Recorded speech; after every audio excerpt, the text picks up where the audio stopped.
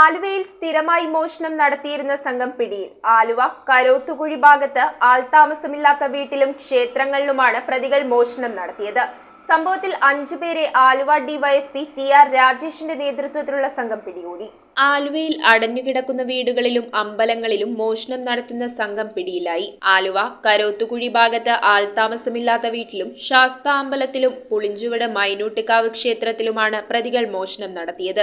West Bengal സ്വദേശികളായ രാകേഷ് മൊണ്ടാൽ, ബിബിലു, അസം സ്വദേശികളായ രാഹുൽ, അബ്ദുൾ സുബ്ഹാൻ എന്നിവരെയാണ് മോഷണ മുതലുകൾ സഹിതം പിടികൂടിയത്. ക്ഷേത്രത്തിലെയും വീട്ടിലെയും വിളക്കുകളും ഓട്ടുപാത്രങ്ങളുമാണ് ഇവർ മോഷണം നടത്തിയത്. പ്രത്യേകിച്ച് ഒരു സ്ഥലത്തും സ്ഥിരമായി തങ്ങാതെ യാതൊരുവിധ മേൽവിലാസവുമില്ലാതെ കറങ്ങി നടന്ന് മോഷണം നടത്തുന്നതാണ് ഇവരുടെ രീതിയെന്ന് പോലീസ് പറഞ്ഞു. ആലുവ ഡിവൈഎസ്പി TR രാജേഷിന്റെ നേതൃത്വത്തിൽ SHO MM Manjudas, sub inspector PM Saleem, assistant sub inspector Suresh Kumar B, driver assistant sub inspector Suresh KK, CPO Mahin Shabubakkar, KM Manoj എന്നിവരാണ് അന്വേഷണ സംഘത്തിലുണ്ടായിരുന്നത്. News bureau, Aluva.